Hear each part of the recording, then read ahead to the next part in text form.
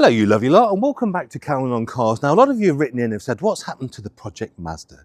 What are you doing with it? Well, the honest answer is, number one daughter, numerically, Amber, this is her daily driver now, and she works at a Mazda garage, believe it or not, and she's using it every single day. So for that reason, it's been a little bit harder to get her out of it to do some work on it. And there's a few things that you'll notice have changed since the last time you saw it, not least of all, the wheels. Now last time you saw it, we had some Revolution CRs on, and you'll notice now we've got the full Forest Spec Rally competition wheels that Warren has very kindly made for Amber. You'll also notice that she's curved them. These are the things that kids do. Now the reason that we've changed to these is simply because the CR design, very beautiful wheel, but just couldn't fit the calipers on the Mazda. There wasn't the caliper clearance for it because they're quite tight and they're quite inboard. So now we have these, which I think look even better, despite Amber's best efforts to restyle them. And they give you loads of caliper clearance. So that's why we swapped the wheels. We will talk about that more later, and I will be getting these wheels refurbed, you cheeky monkey. But the reason we're here today is this. Now, those of you that have been kind enough to be following this project from the beginning, you will remember that we had to get it ready in a rush, get it MOT'd in a day. And to do that, we literally threw a set of springs on. You'll notice the front of this car sits a bit higher than it should. And today is all about putting that right. So the lovely people at MX5 Parts have sent us a new Coney and H&R kit. Now that is going to put the car back to a standard sport ride height, which we've already checked with the insurance company that that's okay. And we'll make the car a little bit nicer to look at, a little bit nicer to drive, and hopefully give Amber a bit more fun in her daily commute. Once again, we're back with the team at Allumy Motorsport, and the lads are on form. There's definitely some kind of frustrated boy band situation going on there. So first point of order of the day, squeeze a massive Mark Allumy into a tiny Mazda MX5, get the car into the ever immaculate workshop, and of course, let's have a look at this kit and see what we've got. So this kit from MX5 Parts, who have a wide range of accessories and upgrades for suspension on these cars, is a matched spring and damper kit. So you get these beautifully finished Coney dampers in the hard to miss orange, and these fantastic silicone wrapped H&R progressive rate springs. Now the reason they're silicone wrapped means that if you actually get the spring coils touching each other, they won't damage the powder coat or the paint on the spring. It's a little bit of extra protection that makes them last just that little bit longer. But as well as this fabulous upgrade from MX5 Parts for Amber's car, we've also spent a bit of money at Amber's dealership, Beechwood Mazda, to get brand new components. There's no point putting brand new parts on with old bits. So here we've got brand new bump stops, all new nuts and bolts, new drop links, new dust covers, new top mounts, you name it. If we could get it for the suspension, we've paid the money and we've got new parts. A little bit of prep on the nuts before they come off. One of the things I said to Amber before we took it to the garage is make sure your boot is clean and tidy so the lads can get inside. And of course, what did she not do being a teenager? Which means the lads have got to empty the boot, dressing up, and even take out some clean ladies and mentionables. This is ridiculous. I can tell you now, her bedroom at home is exactly the same. So that means we can now steam into the boot, getting the carpet out, taking out the covers. And luckily in here, it's not too rusty. We're not going to have to do too much rust prevention going forward. Being a compact roadster, the MX5 also has a metal cover or two or three to remove before you can actually access the top of the rear struts. Again, in our car, these are all in pretty decent nick and everything's come undone. If yours is letting in water, it might be a very different story. And then it's simply a case of steaming into the strip down. So the wheels need to come off, the lads need to relax outside with a cigarette or two, and we need to get into removing the rear struts. Now this car hasn't had the greatest amount of rust prevention. Whether it will all come off in one go remains to be seen. So in case you didn't know, that's Ali on the spanners, that's Mark and Rob on a fag brake, and that's the Mazda now up in the air on the ramp. Now, if you're anything like me, the dream way to have done this job in the first place would have been to take every single suspension component off, have everything either dipped and stripped, repowder coated, all new fixtures, all new fittings, and have everything put back like a concours car ready for winter.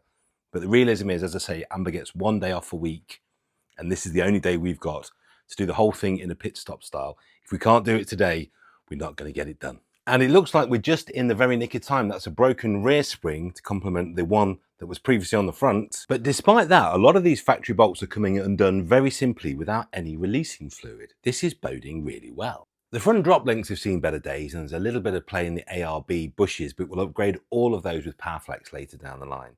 The main thing now is just to get these bolts off, and the ones that won't come off freely, we will persuade. And if they won't come off politely with releasing fluid, we'll ask them impolitely with the cutting disc instead. So after a nice talking to from Ali, that offside rear strut is out. We're going to have a proper look at that spring. That's all happened since it passed its MOT. So clearly this lot is ready to change. So all of this old stuff can go in the scrap metal to be replaced with all of this beautiful new stuff. And Beechwood were kind enough to give us the schematics for every part of the suspension and chassis, meaning that we can actually do a full component by component build up to make sure we've got all these new parts in precisely the right places. So most of the build will be actually with all new parts, but we do need to take the alloy top mounts off the old units. I think the technical term for these is wizard sleeves. Either way, it's a lot easier to do when you've got a spring compressor. Anyone who has ever unbolted a suspension strut unit of any kind knows the sheer terror that comes if you don't have one of these. There's a lot of kinetic energy in those units. Don't do this the cheap way like you see on TikTok. It can actually really hurt you. That's one end of the car almost done. Ali is doing his normal magnificent job, and so far everything has gone absolutely swimmingly and we're very much on schedule. But before we go to the other end, a message from this week's sponsor.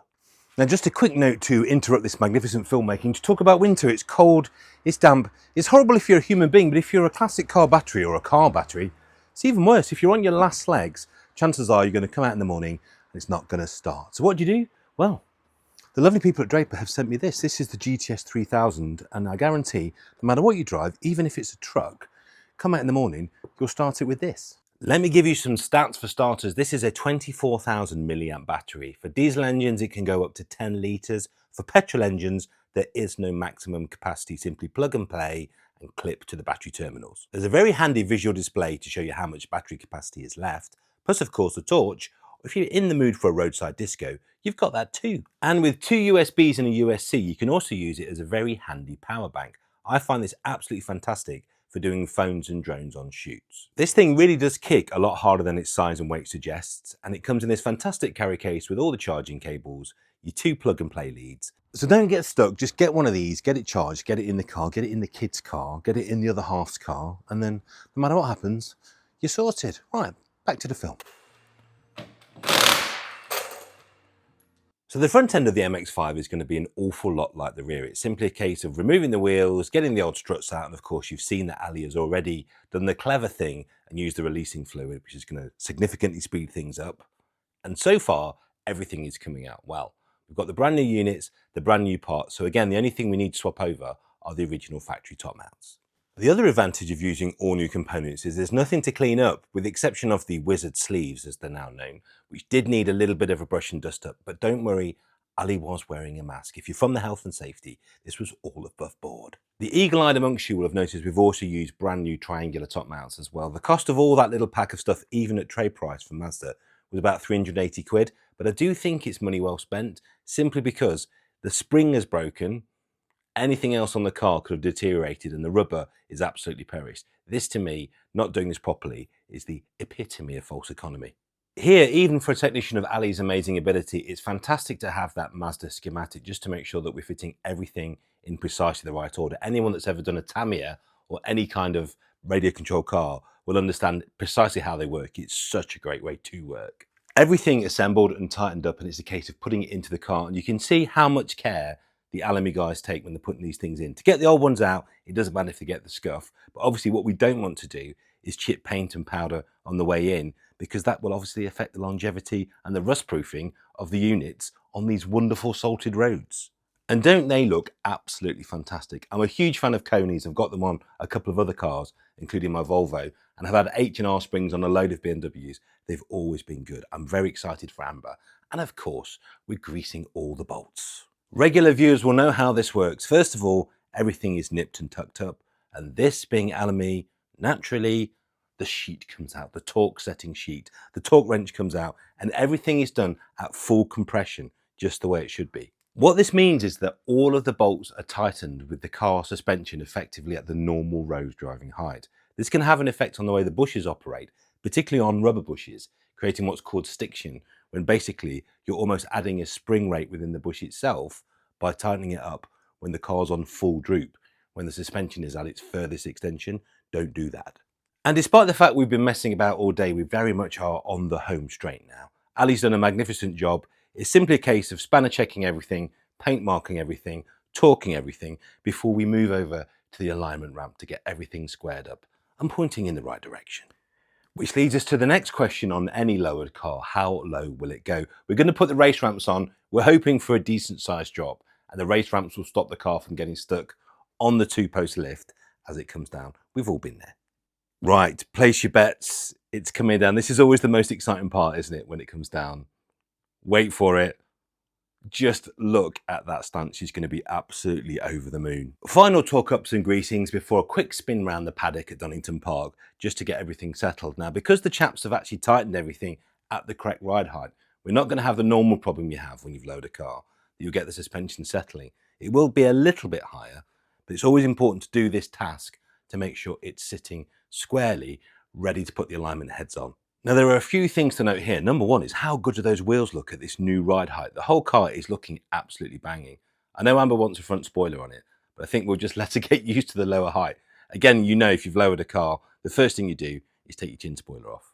The other thing is the lads and I have agreed that the alignment setup we're going to do on this car is going to be very neutral, very benign. Amber is a great driver, but she's a new driver. So I want to make sure the car is no more nervous than it needs to be. Just a nice neutral, no understeer, no oversteer. And also, because we've got the Motiva UHPs on and they're such a good rain tyre, I really want to have quite a square setup. So what I mean is not crazy cambers, which are great on track, but actually when it's wet, you want the tyre standing quite square. So we'll put a tiny bit of negative camber on, but not too much. That means the tyre is going to be able to shift the most amount of water and the car's going to have the best behaviour in poor weather. When she gets more confident with it, we can obviously wind in a little bit more negative, make the car a little bit more nervous, easier to rotate. But for now, let's just keep her on the straight and narrow, literally. And who better for the road test impressions than Mini-Me herself? My last tyres were like very old and, you know, it could get quite slippery at times, especially even when it wasn't wet. You could still catch. And obviously the suspension was pretty knackered too. It wasn't the nicest ride. Since then, obviously we've had stuff done to it, and now we've had it lowered, we've had dampeners put on it, and some sick suspension. Thank you guys. And since then, honestly, it's like a dream ride.